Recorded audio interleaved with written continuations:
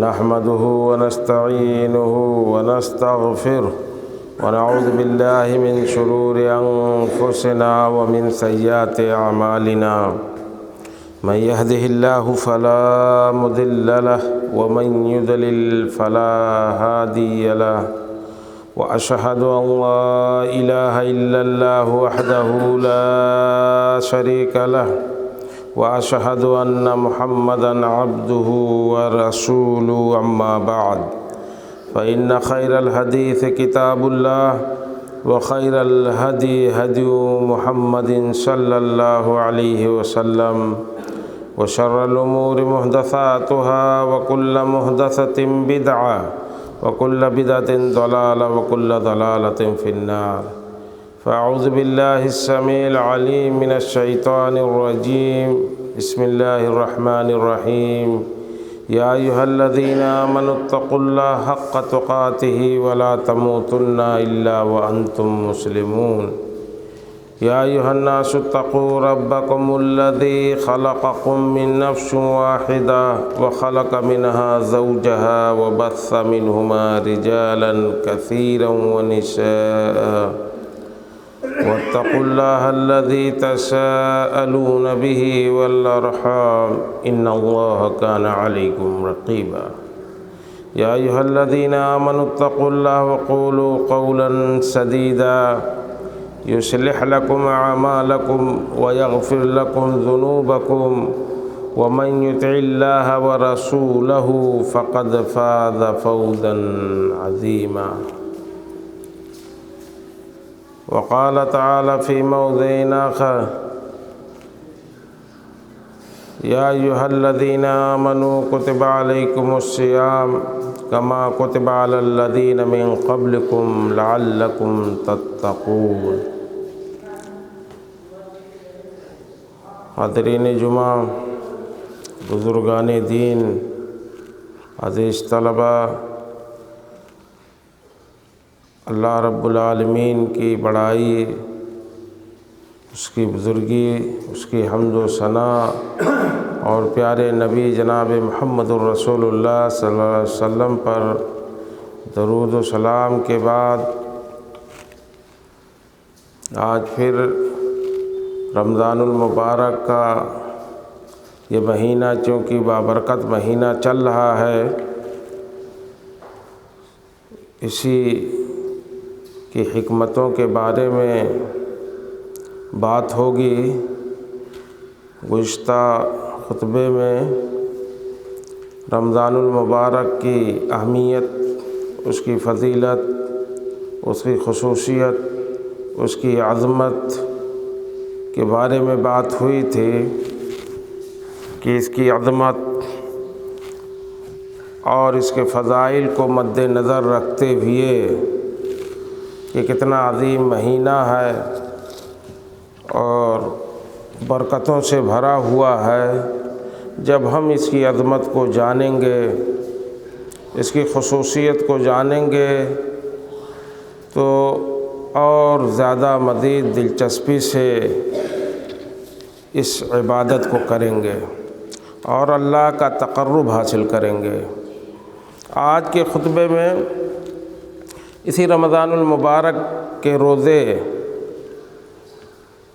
کی حکمتیں، اس میں حکمتیں، مصلحتیں کیا ہیں، ہم نہیں جان پاتے ساری چیزوں کو، اس کو علماء نے ذکر کیا ہے، کچھ حکمتوں کو بیان کیا ہے، اسے آج جانیں گے تاکہ ہماری دلچسپی اور اس عبادت میں بڑھے۔ اللہ رب العالمین فرماتا ہے وَمَا أُوتِيتُم مِّنَ الْعِلْمِ إِلَّا قَلِيلًا، اے میرے بندو، میں نے تمہیں جو علم دیا ہے وہ بہت کم ہے، بہت کم علم دیا ہے، اس سے بہت ساری چیزیں جو شریعت میں ہیں، جو حکمتیں ہیں، جو راز مضمر ہیں، اس کو تم نہیں جان پاؤ گے۔ وَمَا أُوتِيتُم مِّنَ الْعِلْمِ إِلَّا قَلِيلًا، تم بہت کم علم دیے گئے ہو۔ اور دوسری جگہ اللہ رب العالمین نے فرمایا وَلِيُمَحِّصَ اللَّهُ الَّذِينَ آمَنُوا، اللہ رب العالمین چاہتا ہے کہ امتحان لے۔ محسا یمحسو کے معنی چھانٹنا، یعنی تمحیص کرنا، نچوڑنا۔ تو اللہ چاہتا ہے کہ ایمان والوں کا امتحان لے۔ تیسری جگہ اللہ رب العالمین نے فرمایا تبارک الذی بیدہ الملک وہو علی کل شیء قدیر، بابرکت ہے وہ ذات جس کے ہاتھ میں دنیا کی جو ہے ملکیت ہے، بیدہ الملک، بادشاہت ہے، وہو علی کل شیء قدیر، وہ ہر چیز پہ قادر ہے۔ الذی خلق الموت والحیات لیبلوکم، آگے اللہ رب العالمین فرماتا ہے کہ اس نے جو ہے موت اور حیات کو، زندگی اور موت اس لیے دیا ہے، بخشا ہے، لیبلوکم، تاکہ تمہیں آزما سکے، تمہاری آزمائش کر سکے، اس لیے اللہ رب العالمین نے موت و حیات دیا ہے۔ تو موت و حیات کا مقصد آزمائش اور امتحان۔ اللہ رب العالمین فرماتا ہے کہ ایمان والوں کو میں امتحان لینا چاہتا ہوں۔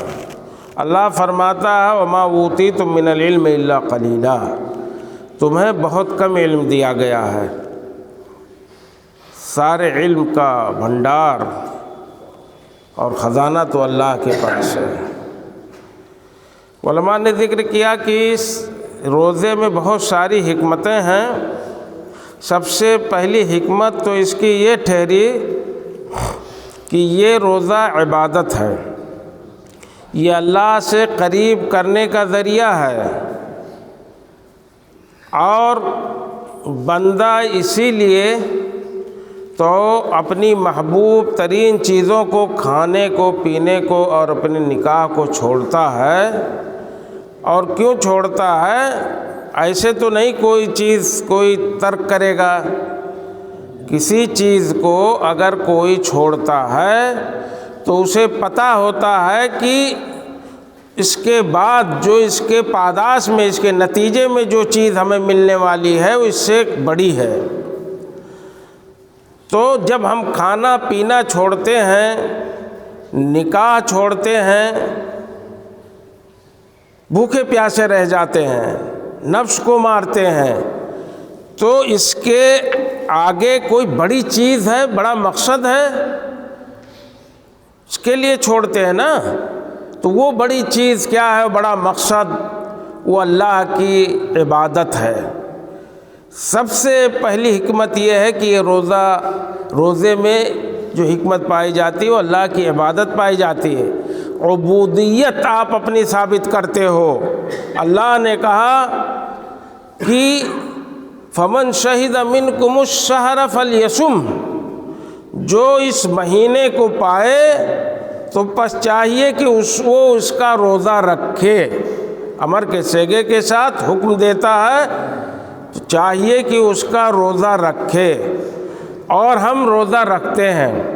یہاں اللہ کی عبودیت، اللہ کے لیے ہمارا جو ہے فرما بردار ہو جانا ثابت ہوتا ہے، اور یہی تو عبادت ہے، یہی عبادت ہے۔ پہلی حکمت پتہ چلی کہ اس میں اللہ کی عبادت ہے یہ روزہ۔ اور دوسری حکمت علماء نے بیان کیا کہ اس روزے کی حکمتوں میں سے دوسری حکمت یہ ہے کہ یہ سبب للتقویٰ ہے، یہ تقویٰ اور پرہیزگاری کا سبب ہے۔ اس کا مقصد اللہ نے بتلایا۔ جب اللہ نے بتلایا کہ یہ ایمان والو تم پر روزے فرض کیے گئے ہیں جیسے پچھلی امتوں پہ فرض کیے گئے تھے، اور پھر اللہ نے دو ٹوک انداز میں فرمایا لعلکم تتقون، تاکہ تم متقی ہو جاؤ، پرہیزگار ہو جاؤ، تقوی شعار ہو جاؤ۔ مقصد بتلایا، اللہ سے ڈرنے والے ہو جاؤ، پرہیزگار ہو جاؤ۔ تقوی کیا ہے؟ تقوی دیکھیے عرب جانتے تھے، عربی زبان ان کی تھی، اس کے باوجود کچھ چیزیں ایسی ہوتی ہیں کہ ان کا معنی بڑا وسیع ہوتا ہے۔ تو اسی لیے عمر بن خطاب رضی اللہ تعالیٰ عنہ نے ابی بن کعب سے پوچھا کہ ابی بن کعب مجھے تقوی کا مفہوم سمجھا دو۔ اللہ نے فرمایا کہ لعلکم تتقون، تم متقی ہو جاؤ۔ یہ حکمت ہے روزے کی کہ تقوی شعار ہو جاؤ۔ تقوی کہتے کسے ہیں؟ تو ابی بن کعب نے کہا کہ امیر المومنین، آپ نے کبھی ایسے راستے کا اختیار کیا زندگی میں، چلے ہو اس راستے پر جو تنگ راستہ ہو، دونوں طرف کانٹے دار جھاڑیاں ہوں؟ تو عمر بن خطاب نے کہا کہ بے شک میں اس سے راستے پہ چلا ہوں۔ تو ابی بن کعب نے پوچھا کہ آپ کا پھر وتیرہ کیا تھا، آپ کیسے چل رہے تھے اس تنگ راستے پہ؟ دونوں طرف جھاڑیاں ہوں اور کانٹے دار جھاڑیاں ہوں، تو آپ کس طرح سے آپ چل رہے تھے؟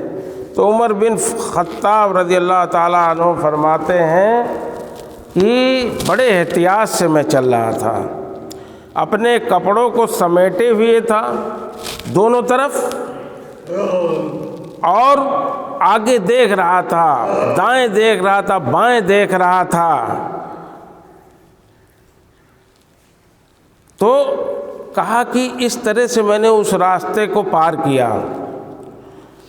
تو کہا کہ کیوں اس طرح سے چل رہے تھے؟ کہا اس لیے کہ کپڑوں کو اس لیے سمیٹا تھا کہ کپڑے پھٹ نہ جائیں کانٹوں میں پھنس کر کے، اور تنگ راستہ تھا تو راستہ دیکھنا پڑتا تھا دائیں بائیں بھی، کانٹوں کو ادھر ادھر، اور پھر منزل طے کرنی تھی تو آگے دیکھ رہا تھا کہ کہیں نیچے نہ گر جاؤں، راستہ تنگ تھا۔ تب ابی بن کعب نے فرمایا کہ امیر المومنین اب سمجھ لیجئے، آپ نے تقوی کا مفہوم پوچھا تھا، تقوی کا معنی پوچھا تھا، یہی تو تقوی ہے، یہی تقوی ہے، اسی کو تقوی کہتے ہیں کہ آپ زندگی میں اس طرح سے احتیاط برتیں کہ محارم جو اللہ نے حرام قرار دیا، جن چیزوں کو جو گناہ کے چیز ہیں وہ آپ سے ہونا، جیسے یہ کانٹے نہ پھنستے آپ کے، اس میں آپ بچ رہے تھے، تو اسی طرح سے ان محارم میں کہیں لت پت نہ ہو جائیں آپ، اور وہ حرام چیزیں، حرام کام جسے شریعت نے روکا ہے وہ آپ سے ہو نہ جائے، اس لیے آپ بچ رہے تھے، کپڑوں کو سمیٹے تھے، اور سیدھے آپ دیکھ کر کے راستہ متعین کر رہے تھے۔ یہی تقوی ہے کہ آپ سے جس کا کرنے کا حکم دیا ہے آپ اس پر گامزن رہیں، آپ اس کو چھوڑیں نہ، اس آپ سے چھٹے نہ، یہی تو تقوی کا مفہوم ہے۔ صحابہ کرام رضوان اللہ اجمعین، عمر بن خطاب جیسا جلیل القدر صحابی، صحابہ میں فضیلت میں، فضل میں حضرت ابوبکر صدیق کے بعد دوسرے نمبر پہ آتے ہیں، خلفائے راشدین میں سے دوسرے خلیفہ ہیں۔ غرور، تکبر اور گھمنڈ اور شرم علم کے بارے میں نہیں ہونا چاہیے۔ ان کو تقوی کا معنی تو ایسے سمجھ میں عربی تھے کہ پرہیزگاری ہے، اللہ کا خوف ہے، ڈر ہے، لیکن کہہ رہے تھے اور مجھے سمجھاؤ۔ ابی بن کعب جو مفسر تھے، قرآن کے ماہر تھے، ان سے پوچھا، اور پوچھنا چاہیے، اس سے پتہ چلتا ہے کہ جو پتہ نہ چلے جو بات، وہ اہل علم سے پوچھنا چاہیے۔ اتنا فضل والا صحابی، اتنا بڑا صحابی، خلیفہ ہے، اور اپنے صحابی سے، ایک دوسرے صحابی سے پوچھتا ہے دین کی باتیں، دین کی باتیں پوچھنی چاہیے۔ تو پتہ چلا کہ تقوی یہ روزے کی حکمتوں میں سے ہے، کہ اس لیے اللہ نے روزہ فرض کیا ہے تاکہ ہمارا بندہ متقی ہو جائے، پرہیزگار ہو جائے۔ ان حکمتوں میں سے ایک حکمت یہ ہے۔ حصی طور پہ ہم روزہ رکھتے ہیں، کھانا چھوڑ دیے، پانی چھوڑ دیے، نکاح چھوڑ دیے، شہوت چھوڑ دیے، اور لیکن تقوی کا جب وسیع مفہوم آپ لیں گے تو آپ یہ دیکھیے کہ مقصد کیا ہے روزے کا۔ اور یہ حکمت کب حاصل ہوگی؟ جب آپ کے آنکھ بھی روزہ رکھیں، غلط چیزیں نہ دیکھیں، آپ کے کان غلط چیز نہ سنیں، آپ کی زبان سے واہیات باتیں نہ ہوں، جھوٹ نہ ہو، چغلخوری نہ ہو، بری باتیں نہ ہوں، آپ کی زبان بھی روزہ رکھے، آپ کے پاؤں بھی روزہ رکھیں، غلط کی طرف نہ بڑھیں، آپ کے ہاتھ بھی روزہ رکھیں، غلط کام نہ ہو ان ہاتھوں سے۔ یہ ہے تقویٰ کا مفہوم، اور معنوی طور پر یہی تو روزہ ہے۔ حصی طور پہ آپ نے ظاہری طور پہ روزہ رکھا، کھانا پینا شہوت چھوڑ دیا، لیکن معنوی طور پہ آپ کی یہ تمام اعضاء یہ بھی روزہ رکھیں، تب روزے کی حکمت کما حقہ حاصل ہوگی۔ اللہ کے نبی جناب محمد الرسول اللہ صلی اللہ علیہ وسلم نے انہی چیزوں سے تو روکا ہے۔ حدیث جو بخاری مسلم کی ہے، اللہ کے نبی نے فرمایا تھا کہ من لم یدع قول الزور والعمل به والجہل فلیس للہ حاجہ فی ان یدع طعامہ وشرابہ۔ بخاری مسلم کی روایت ہے کہ اللہ کے نبی نے فرمایا کہ بھائی روزہ ایسے رہو، خالی کھانا پینا نہ چھوڑو، اپنی شہوت کو، اپنے نکاح کو چھوڑتے ہو، لیکن اگر من لم یدع قول الزور، جو غلط بات نہ کرنا چھوڑے، دغا بازی نہ چھوڑے، جہالت نہ چھوڑے، فلیس للہ حاجہ فی ان یدع طعامہ وشرابہ، تو اللہ کو ضرورت نہیں ہے کہ آپ اپنے کھانے، وہ بندہ جو روزے دار ہے کھانے پینے کو چھوڑ دے، اپنی بیوی کو، حلال بیوی کو چھوڑ دے، اس کی حاجت اللہ کو قطعاً نہیں ہے، کیونکہ حکمت ہی نہیں حاصل ہو رہی ہے جب روزے کی۔ اور بہت بڑی حکمت ہے، اللہ کہتا ہے لعلکم تتقون، تم متقی ہو جاؤ، پرہیزگار ہو جاؤ۔ تقویٰ اور پرہیزگاری اگر نہ آئے، بندہ لغو چیز میں لگا رہے۔ اللہ کے نبی نے اعلان کیا کہ روزے کا مقصد اور اس کی حکمتوں میں سے اللہ نے اعلان کیا کہ یہ تقویٰ ہے، اور تقویٰ طہارت اگر آپ کے اندر پرہیزگاری نہیں آتی ہے تو کھانا پینا چھوڑ کر کے بیٹھو، اس کی ضرورت نہیں ہے اللہ کو، اللہ کو اس کی ضرورت نہیں ہے۔ سن لیں لوگ، اگر لوگ آج بھی اپنے وتیرے میں بدلاؤ نہیں لاتے ہیں، آج بھی اس عظیم مہینے کو، اس کی عظمت کو نہیں سمجھ پاتے، اس کے احترام کو نہیں سمجھ پاتے، اس مہینے کے تقدس کو اور اس کی خصوصیتوں کو بالائے طاق رکھ کے، پہلے 11 مہینے کے جو ان کے کام کاج تھے، دغا بازیاں تھیں، اگر وہ چل رہی ہیں اور وہ اپنے اندر بدلاؤ نہیں لا رہے ہیں، وہ اپنا وقت آج بھی چوراہوں پر گزارتے ہیں،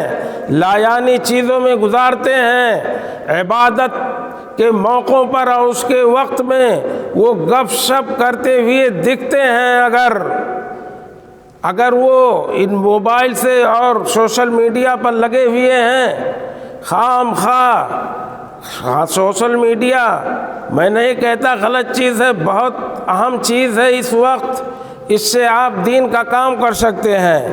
دین میں کہ آج دشمن، بدعتی اور خرافات لوگ، قادیانی لوگ، غلط افکار و نظریات کے لوگ جس قدر سوشل میڈیا کا استعمال کر کے دنیا بھر میں اپنے افکار و نظریات کو پھیلاتے ہیں، آج اسی طرح سے ضرورت ہے کہ اہل حق آگے آئیں اور اس ذرائع سے جو رحمت بھی ہے اس سے دین کا کام ہو، دین کی معلومات اور دین کی تعلیمات اور دین کی اچھائیاں دنیا تک پھیلائی جائیں، پہنچائی جائیں ان سوشل میڈیا کے مادھیم سے۔ مگر آج اس مہینے میں اگر کوئی اس پہ لگا ہوا اپنے وقت کو اس میں بلا وجہ صرف کر رہا، گزار رہا ہے، تو میرے دوستو یہ سمجھو کہ وہ تقویٰ سے عاری ہے، پرہیزگاری اس کے اندر نہیں آئی۔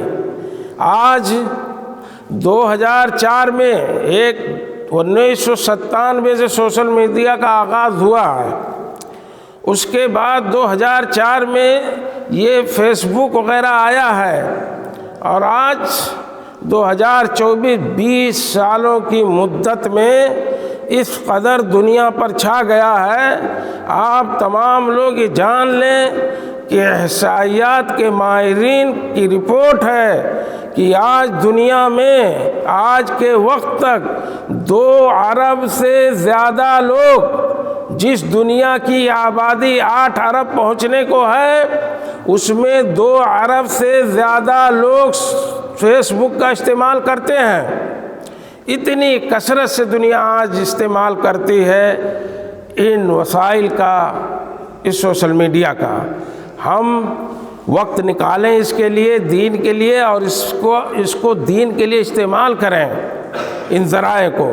لیکن اس مہینے میں، عبادت کے مہینے میں، فضول طریقے سے اس قدر ہمارے نوجوان کیا، ہر طبقہ، ہماری عورتیں، ہمارے بچے، سارے لوگ اس پر اس قدر وقت گزارتے ہیں کہ اس عظیم کتاب کا بھی اہتمام نہیں کرتے جو اس مہینے میں نازل کی گئی۔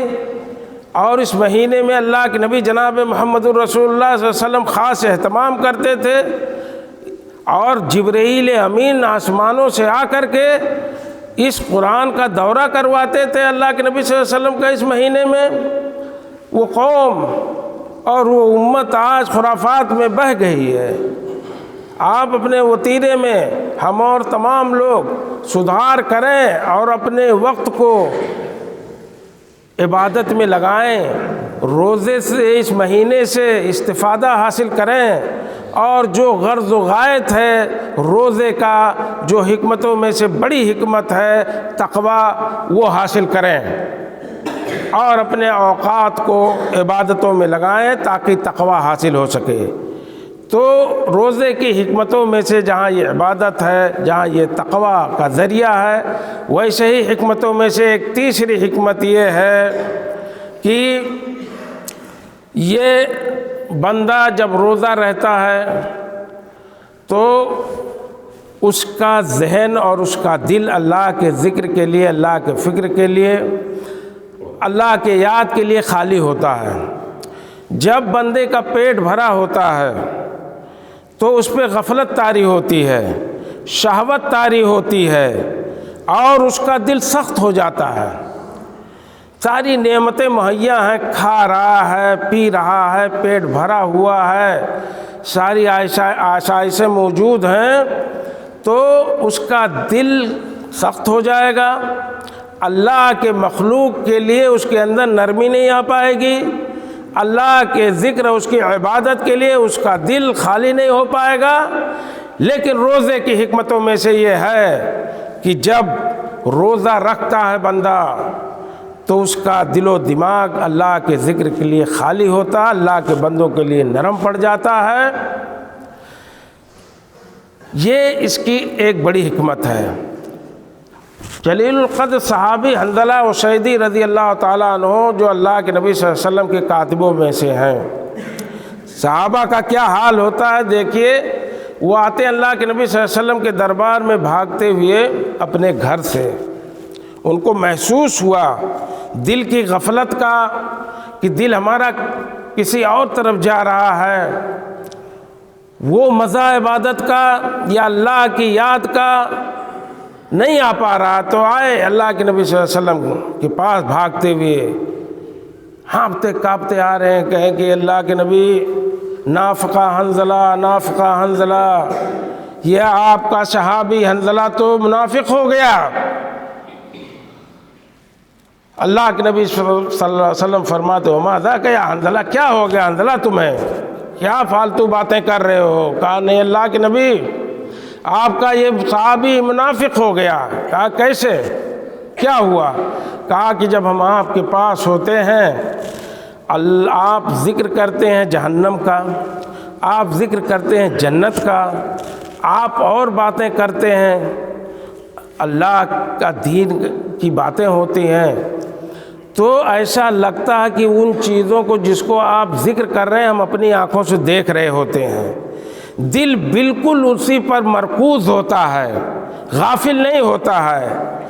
ولکن عندما عافسنا الازواج والاولاد والضیعات، جب ہم یہاں سے آپ کے پاس سے جاتے ہیں، اپنے بیوی بچوں میں مشغول ہوتے ہیں، اپنے کام کاج میں، فضول کی چیزوں میں جب مشغول ہو جاتے ہیں تو یہ چیزیں دل دوسری طرح سے ہو جاتا ہے، دل دوسری طرح سے ہو جاتا ہے۔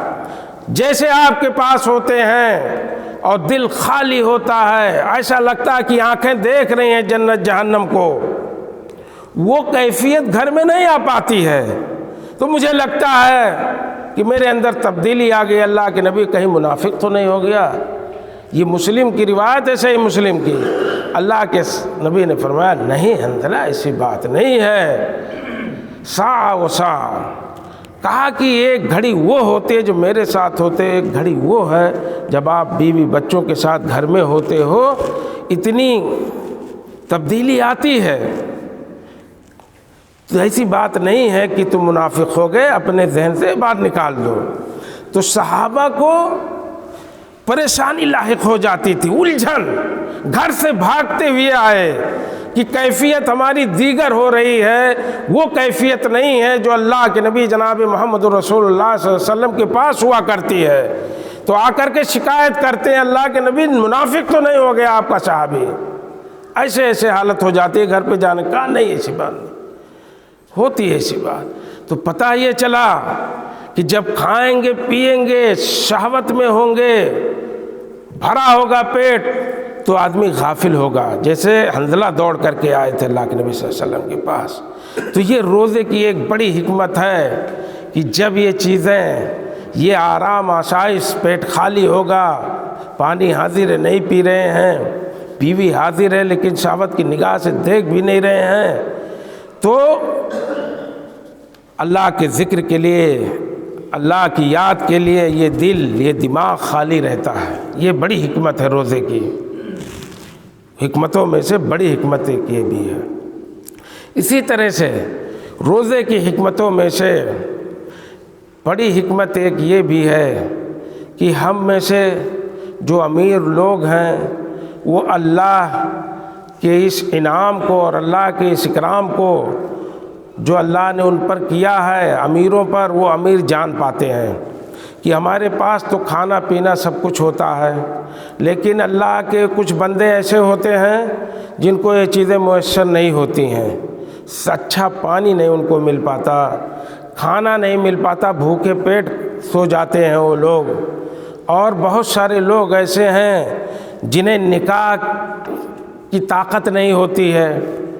اللہ کے نبی نے فرمایا ہے کہ من لم یستطع فعلیہ بالصیام، اس کا ذکر میں دوسری جگہ کروں گا کہ جو طاقت نہ رکھے شادی کرنے، نکاح کرنے، اس کے لیے طاقت کی ضرورت ہے، نہ نفقہ چاہیے، مال چاہیے۔ جب آپ شادی کریں گے تو خرچہ کرنا ہے، حقوق ہو جائیں گے بیوی کے۔ تو اللہ کے نبی صلی اللہ علیہ وسلم نے فرمایا کہ جو اس کی طاقت نہ رکھے وہ روزہ رکھے۔ تو کچھ ایسے لوگ بھی ہیں، بہت سارے لوگ جو اس کی طاقت نہیں رکھتے، نہ نفقہ، نکاح کی طاقت نہیں رکھتے، نکاح نہیں کر پاتے، تو نہ انہیں نکاح میسر ہوتا، نہ پانی نہ کھانا۔ تو امیر لوگ اللہ کی اس نعمت کو یاد کرتے ہیں اس مہینے میں کہ ہم 12 گھنٹے، 13 14 گھنٹے، بہت زیادہ ہو گیا تو 15 گھنٹے تک بھوکے رہتے ہیں اور ہماری یہ حالت ہو جاتی ہے۔ لیکن وہ امیر، وہ غریب بھائی ہمارے جنہیں کچھ پتہ نہیں کہ کل ہمیں جو ہے روزی ملے گی کہ نہیں، پرسوں ملے گی نہیں، یعنی کئی دن ان کو بھروسہ ہی نہیں رہتا کہ ان کے پاس کچھ ہوگا کھانے کا، تو وہ کیسے گزارتے ہیں۔ تو آپ اللہ کی نعمت کا ذکر بھی کریں گے جب آپ بھوکے رہیں گے، اور اللہ کا، جب اللہ کی نعمت کو یاد کریں گے تو اللہ کی عبادت میں اللہ کی محبت آپ کے دل میں بڑھے گی، اور اسی طرح سے غریبوں کے تئیں، مسکینوں کے تئیں، جو بھوکے رہتے ہیں، جو کمزور طبقہ، اس کے تئیں ہمدردی بھی بڑھے گی آپ کے دل میں، اور پھر آپ صدقہ خیرات کریں گے۔ صدقہ خیرات کا مہینہ ہے یہ۔ زکوٰۃ لوگ رمضان کے مہینے میں نکالتے ہیں، زکوٰۃ کوئی ضروری نہیں ہے کہ رمضان کے مہینے میں آپ نکالیں۔ اذا حال علیہ الحول، جب مال پہ 1 سال پورا ہو جائے تو آپ زکوٰۃ نکال دو، کوئی بھی مہینہ ہو۔ لیکن خاص طور سے لوگ رمضان کے مہینے میں زکوٰۃ نکالتے ہیں کیونکہ یہ صدقات و خیرات کا مہینہ ہے۔ اللہ کے نبی جناب محمد، حدیث میں آتا ہے کہ اللہ کے نبی صلی اللہ علیہ وسلم اس مہینے میں، ویسے آپ بہت زیادہ سخی تھے لیکن اس مہینے میں حدیث میں آتا ہے کہ جتنی سخاوت آپ کے اندر آ جاتی تھی وہ کبھی نہیں آتی تھی۔ سب سے زیادہ سخاوت اسی رمضان کے مہینے میں آتی تھی، اور اس وقت جب جبرائیل امین آتے تھے اور قرآن کا دورہ کرواتے تھے، قرآن کا مشق کرواتے تھے، دورہ کرواتے تھے، جبرائیل ہر رمضان میں آتے تھے، اور جیسے جیسے اللہ کے نبی صلی اللہ علیہ وسلم دورہ کرتے تھے قرآن کا، اسی طرح سے سخی ہوتے جاتے تھے۔ بہت زیادہ سخاوت آپ کے اندر اس مہینے میں آ جاتی تھی۔ تو حکمتوں میں سے یہ پتہ یہ چلا کہ امیر لوگ اللہ کے جو ہے نعمت کو جانیں گے، غریبوں کے تو اللہ سے محبت بڑھے گی، اللہ کی فرما برداری بڑھے گی ان کے دلوں میں، اور غریبوں کے لیے ہمدردی بڑھے گی، اور غریبوں پر کے اوپر صدقہ و خیرات ہم کریں گے، کیونکہ بھوکے رکھ کر کے ان کے درد کا احساس ہمیں ہوا امیروں کو، تو امیر غریبوں کو بھی یاد کریں گے، اپنے رب کو بھی یاد کریں گے۔ یہ بہت بڑی حکمت ہے اس رمضان کے روزوں کی۔ اسی طرح سے ان کی حکمتوں میں سے ایک حکمت یہ بھی ہے کہ یہ مہینہ اپنے نفس کو توڑنے کا، ضبط النفس کا بہت بہترین موقع ہے۔ جب آپ بھوکے ہوتے ہیں، آپ پیاسے ہوتے ہیں، آپ کے سامنے آپ کی حلال بیوی ہوتی ہے، نفس کہتا ہے کہ پورا کرو، کھانا کھا لو، پانی رکھا پی لو، لیکن یہی تو مہینہ ہے، یہی تو موقع ہے نفس کو توڑنے کا۔ آپ اس کو توڑتے ہو، اس کو کچل کے رکھ دیتے ہو۔ یہ حکمت ہے روزے کی کہ نہیں، روز پانی نہیں پینا ہے، کھانا نہیں کھانا ہے، اپنی حلال بیوی کو چھوڑ دینا ہے روزے کی حالت میں۔ یہی تو ہے نفس کا توڑنا۔ نفس یہ ابھارتا ہے آپ کو اور آپ نفس کو کچلتے ہیں۔ علماء نے لکھا کہ یہ مہینہ، یہ روزہ نفس کو توڑنے کا بہترین ذریعہ ہے۔ یہ روزے کی حکمتوں میں سے ایک بہت بڑی حکمت ہے۔ روزے کی حکمتوں میں سے ایک حکمت یہ بھی ہے کہ جب آپ کے جو ہے کہ نسوں میں بدن کے خون کا بہاؤ کم ہو جاتا ہے، کھانا پینا کم ہوتا ہے تو نسوں میں خون کا بہاؤ کم ہو جاتا ہے، تو شیطان کا جو بہکاتا ہے، شیطان جو ورغلاتا ہے وہ بھی کم ہو جاتا ہے۔ حدیث میں آتا ہے کہ فَإِنَّ الشَّيْطَانَ يَجْرِي مجرى الدم من ابن آدم، ابن آدم کے خون کے نسوں میں جو خون بہتا ہے اسی میں وہ دوڑتا رہتا ہے اور پھر وہ بہکاتا رہتا ہے اور غلاتا رہتا ہے۔ لیکن کھانا پینا نہ کرنے کی وجہ سے بدن کمزور ہوتا ہے، خون کا بہاؤ کمزور ہوتا ہے، نسیں ڈھیلی پڑتی ہیں، تو شیطان کا ورغلانا بھی کمزور پڑ جاتا ہے۔ یہ اس کی حکمتوں میں سے ہے۔ اور آخری حکمت بیان کر کے میں اپنے خطبے کو ختم کروں گا کہ یہ صحت کے لیے بھی بہت بہترین ذریعہ ہے روزہ۔ یہ معدہ جو ہمیشہ دن میں 11 مہینوں میں جب ہم روزہ نہیں رکھتے تو کھاتے پیتے رہتے ہیں، بھرا رہتا ہے اور اس سے تمام بیماریاں جنم لیتی ہیں۔ اسی معدے سے بہت ساری بیماریاں پیدا ہوتی ہیں۔ جڑ یہ معدہ ہے بیماریوں کا، اور جب اس کو آپ راحت دیتے ہیں، اور یاد رکھیں کہ بدن میں ایک یہ جو ہے معدہ آپ کا سب سے زیادہ کام کرتا ہے۔ آپ سو جاتے ہیں، آپ کچھ دوسرا کام کرتے ہیں، لیکن یہ معدہ یہ اپنا کام کرتا رہتا ہے، چلتا رہتا ہے 24 گھنٹہ۔ تو جب اس کو فرصت اور ایام میں نہیں ملتی تو اس معدے کو اس مہینے میں یہ فرصت دے دیا جاتا ہے 12 14 15 گھنٹوں کا کہ یہ بھی آرام کر لے، کیونکہ یہ 24 گھنٹہ لگا رہتا ہے۔ اگر یہ کام نہ کرے تو حالت کیا ہو جائے گی؟ بدہضمی ہو جائے گی، بیکار سا آدمی محسوس کرے گا، بوجھل سا محسوس کرے گا، اور اس کو لگے گا کہ پورا نظام بدن کا خراب ہو گیا۔ تو 24 گھنٹہ جو کام کرتا ہے یہ معدہ، اسے 12، 14، 15 گھنٹے راحت مل جاتی ہے، اور اس طرح سے معدے کی بہت ساری بیماریوں سے آپ نجات پا جاتے ہیں۔ طبی نقطۂ نظر سے بھی اس روزے کی یہ حکمت ہے کہ آدمی تندرست ہو جاتا ہے، صحت مند ہو جاتا ہے، اس کا معدہ صحیح ہو جاتا ہے، ٹرینڈ ہو جاتا ہے پھر اگلے 11 مہینوں کے لیے۔ یہ چند حکمتیں تھیں رمضان کے روزوں کی، اور علماء نے ذکر کیا ہے۔ اللہ نے اسی کو کہا وما اوتیتم من العلم الا قلیلا، میرے بندو بہت کم علم ہم نے تمہیں دیا ہے۔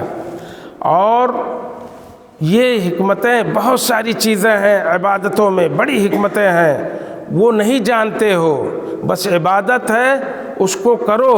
لیکن علماء نے کچھ اپنے علم اور اپنے بحث اور اپنی تحقیق سے کچھ چیزوں کو نکالا ہے، کچھ حکمتوں کو، اور یہ رمضان کی کچھ حکمتیں تھیں جن کو بیان کی گئی۔ اللہ سے دعا ہے کہ الہ العالمین ہم تمام لوگوں کو روزے کی عظمت، اس کے فضائل اور اس کو خصوصیتوں کو سمجھنے، اور اس کے بعد اس کی حکمتوں کو بھی ذہن میں رکھنے کی توفیق دے اللہ رب العالمین۔ اس کی حکمتیں جو بیان کی گئی ہیں ان حکمتوں کو بھی ہم اپنے ذہن میں رکھیں، تاکہ ہم زیادہ سے زیادہ اس روزے کی عبادت میں ہماری دلچسپی پیدا ہو سکے کہ اس میں تو یہ بھی حکمت ہے، اس میں تو یہ بھی فائدہ ہے، اس میں تو یہ بھی مقصد ہے۔ یہ ساری چیزیں ہم لوگ جانیں، اور ان کی روشنی میں، ان کے تناظر میں جب ہم یہ عبادت کریں گے تو اس کی لذت دگنی ہو جائے گی۔ اللہ ہمیں اس کی توفیق و طاقت عطا فرمائے۔ وآخر دعوانا ان الحمدللہ رب العالمین، وصلی اللہ علی نبینا محمد۔ بارک اللہ لی ولکم فی القرآن العظیم، ونفعنی وإیاکم بالآیات والذکر الحکیم، انہ تعالی جواد کریم ملک بر رؤوف الرحیم۔